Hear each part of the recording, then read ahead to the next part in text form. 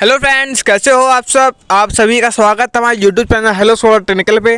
दोस्तों, आज मैं आपके लिए एक बहुत ही बेहतरीन वीडियो लेके आया हुआ हूँ, जिसमें मैं आपको ये बताऊंगा कि आप 1 किलोवाट पैनल को अपने छत पे कैसे लगा सकते हैं और इसमें कितना खर्चा आता है और किस तरीके से आप अपने पैनल को अपने घर पे लगा सकते हैं, किस तरीके से इसकी इंस्टॉलिंग होती है और इसके प्राइस के भी बारे में बात करूँगा और कितने एम्पियर देता है, कितने वोल्ट देता है, कितने एम्पियर की बैटरी लगानी चाहिए, कितने बैटरी लगाना चाहिए, कितने एच का इन्वर्टर लगाना चाहिए। सारी इन्फॉर्मेशन आपको इसी वीडियो में आपको दूंगा।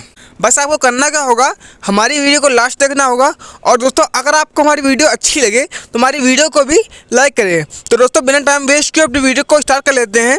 तो यहाँ पे आप देख पा रहे होंगे हमारे पास 3 पैनल रखे हुए हैं, जो कि हमारे यूटीएल कंपनी के हैं। अगर आप चाहते हैं जिस कंपनी का अगर आपको अच्छा लगे उस कंपनी का आप पैनल यहाँ पे लगा सकते हैं। मैंने दोस्तों यहाँ पे यूटीएल कंपनी का पैनल को लगाया हुआ है।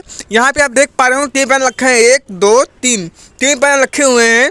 तो तीनों पैनल जो हमारे यूटीएल कंपनी के हैं और तीनों हमारे 330 वाट के हैं, जो कि हमारे यूटीएल के हैं। अगर आप चाहते हैं तो ल्यूमिनस का लगा सकते हैं, और भी काफ़ी सारे ब्रांड होते हैं उसके भी आप लगा सकते हैं।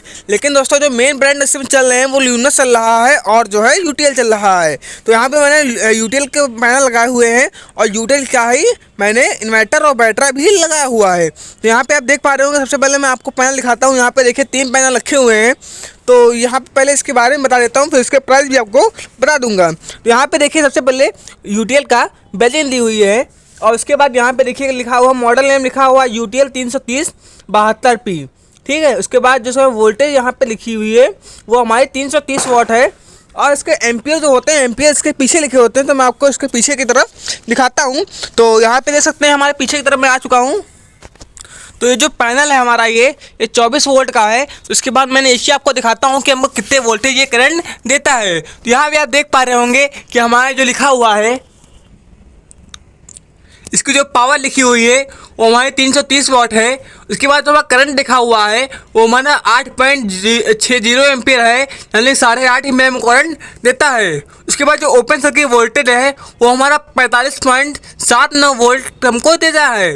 उसके बाद जो हमारा शॉर्ट सर्किट करंट जो होता है वो हमारा 9.14 एम्पियर के आसपास हमको करंट ये देता है। तो यहाँ पे जैसे कि मैंने आपको बताया कि हमारा जो पैनल है यहाँ पे 24 वोल्ट का है, लेकिन हमको जो है ये वोल्टेज जो है लमसम ये हमको 38 वोल्ट के आसपास हमको देता है। तो पैनल तो हमारा 24 वोल्ट का है, लेकिन जो वोल्टेज है इस वोल्टेज में कम देता है, ज़्यादा देता है। लेकिन हमारे इसको जो एम्पियर है वो हमारे एम्पियर हमको कम देता है, क्योंकि जब हमारे एम्पियर कम होंगे तो उससे अगर हमको क्या करना हो, जो वायर होते हैं हम कम पतला कर लगाते हैं, फिर भी हमारा जो वायर है आपको करंट पूरा पहुँचाता रहेगा। और अगर आप वहाँ पर जो है एम्पियर ज़्यादा होंगे तो उसके लिए आपको क्या करना होगा, आपको मोटे से मोटा वायर यूज़ करना होगा। तो यहाँ पे आपको जो वायर की जो कॉस्ट होती है वो काफ़ी महंगी होती है। तो अगर आप जो इस तरीके से कनेक्ट करते हैं तो आपका वायर जो है कम में आपका हो जाएगा। तो जो पैनल कीमत मैं बता रहा हूँ कितने के पैनल को मिलता है ये, तो पैनल जो हमारा ये है आपको 9 से 10 हज़ार के आसपास आपको मिल जाएगा। फिर आप चाहे ल्यूमिनस का लें या फिर आप यूटीएल का लें, आपका प्राइस लमसम सेम ही रहता है, थोड़ा सा आपको डिफरेंस मिल जाता है। उसके बाद बात कर लेते हैं कनेक्शन के बारे में कि आपको कनेक्शन किस तरीके से करना होता है। तो सबसे पहले यहाँ पे जैसे कि मैंने आपको दिखाया था कि पैनल तीनों रखे हुए हैं, तो तीनों पैनल को जो है यहाँ पे देखिए कनेक्शन किस तरीके से किए हुए हैं। तो जो एक पैनल होता है यहाँ पे 2 वायर उसमें से आते हैं, एक हमारा होता है प्लस और एक होता है हमारा माइनस। तो जो प्लस वाला होता है हल्का सा रेड होता है और जो माइनस वाला होता है बिल्कुल ही ब्लैक होता है। तो यहाँ पे आप देख पा रहे होंगे कि जो पीछे जंक्शन बॉक्स लगा हुआ है इसमें दिया हुआ है कि 4 mm² का हमारा वायर कम से कम लगा होना चाहिए। तो यहाँ पे देखिए एक प्लस वाला वायर है, यहाँ पे देखिए इधर वाला जो वायर है हमारा ये प्लस है और उधर वाला वायर है वो हमारा माइनस है। तो यहाँ पे दोनों जितने पैनल होते हैं उसमें 2 वायर होते हैं। तो हमें क्या करना होगा, तो 3 जो सबसे पहले प्लस वाले वायर को जोड़ लेते हैं। तो 3 पैनल हैं, तीनों पैनल को हमको प्लस प्लस प्लस को एक में जोड़ लेना होता है। उसके बाद जो तीसरा ब्लैक वाला होता है ब्लैक ब्लैक ब्लैक ब्लैक तीनों को एक में जोड़ लेना होता है। तो ये जो कनेक्शन होता है ये हमारा पैरेलल कनेक्शन होता है, एक होता है सीरीज कनेक्शन। तो पैरेलल कनेक्शन में क्या होता है कि हमारे जो एम्पियर होते हैं वो हमारे बढ़ जाते हैं, और जो सीरीज कनेक्शन होता है उसमें हमारे एम्पियर तो उतने ही रहते हैं लेकिन जो हमारे वोल्टेज हैं वो हमारे बढ़ जाते हैं। तो हमें क्या करना होता है कि हमें जो ये पैनल है ये हमारे एम्पियर वैसे भी कम देता है, 8 एम्पियर के आसपास दे रहा है। तो इसलिए हम क्या करते हैं कि हमारे एम्पियर जो है उसको उतने ही रखते हैं, मतलब कि एम्पियर को बढ़ा देते हैं और वोल्टेज जो है उतनी रखते हैं। तो यहाँ पे मैंने यहाँ पे जो है सीरीज में कनेक्शन नहीं किया हुआ है, मैंने पैरेलल में कनेक्शन किया हुआ है ताकि हमारे एम्पियर जो है बढ़ जाए और वोल्टेज जो हमारी 24 वोल्ट ही रहे। तो यहाँ पे देख सकते हैं, आपको ध्यान रखना है कि पैनल जो होता है उसके जो वायर होते हैं यहाँ पे जैसे कि मैंने यहाँ पे लगाया हुआ है, तो आपको इस तरीके से नहीं करना है। आपको क्या करना होता है, करना ये होता है कि आपको यहाँ पे जो है यहाँ पे आपको MC4 कनेक्टर का इस्तेमाल करना होता है। वो कनेक्टर आपको जो है थोड़ा कॉस्टली पड़ता है, लेकिन आपका जो करंट है इससे लॉस नहीं होता है। अगर आप इस तरीके से कनेक्ट करते हैं तो आपका जो करंट है वो लॉस होता रहता है। उसके बाद बात कर लेते हैं अपने वायर के बारे में। तो यहाँ पे देखते हैं वायर जो हमारा लगा हुआ है, यहाँ पे 4 mm का वायर लगा होता है। तो आपको ध्यान ये भी रखना होता है कि आपको जो वायर है अच्छी क्वालिटी का होना चाहिए और कम से कम 4 mm का होना चाहिए।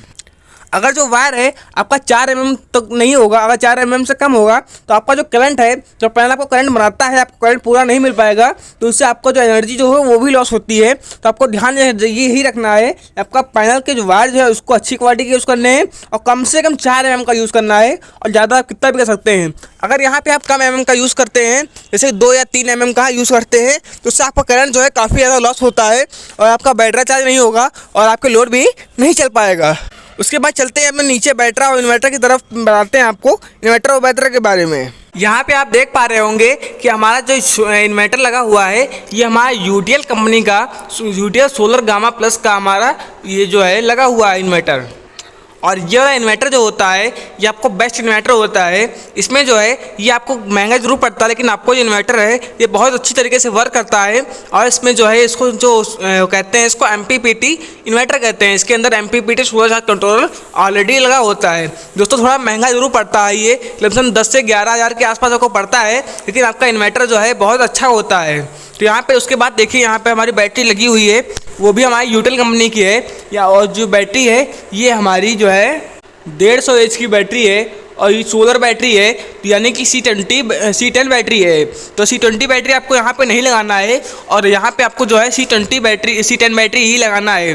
अगर यहाँ पे आप C10 बैटरी लगाते हैं तो इससे आपका जो है आप ज़्यादा लोड लगा सकते हैं। यहाँ पे देख सकते हैं मैंने एक ही बैटरी लगाई हुई है, लेकिन आपको एक बैटरी नहीं लगाना है, आपको कम से कम 2 बैटरी लगाना होता है, क्योंकि जो हमारा पैनल है वो हमारा 24 वोल्ट करंट देता है और ये जो बैटरी होती है 12 वोल्ट की ही होती है।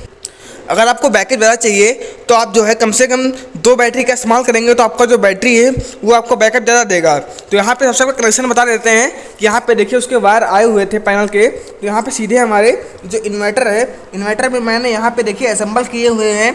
उसके बाद यहाँ पे देख सकते हो 2 वायर हमारे यहाँ पे दिए हुए हैं, एक ये दिया हुआ है और एक ये वाला दिया हुआ है, उसको मैंने बैटरी में लगा दिया है। उसके बाद जो दूसरा में जो मेन वाला वायर आया हुआ था, जो इसमें यहाँ पे AC लिखा हुआ है, यहाँ पे मैंने AC वाला वायर इसमें लगा दिया हुआ है।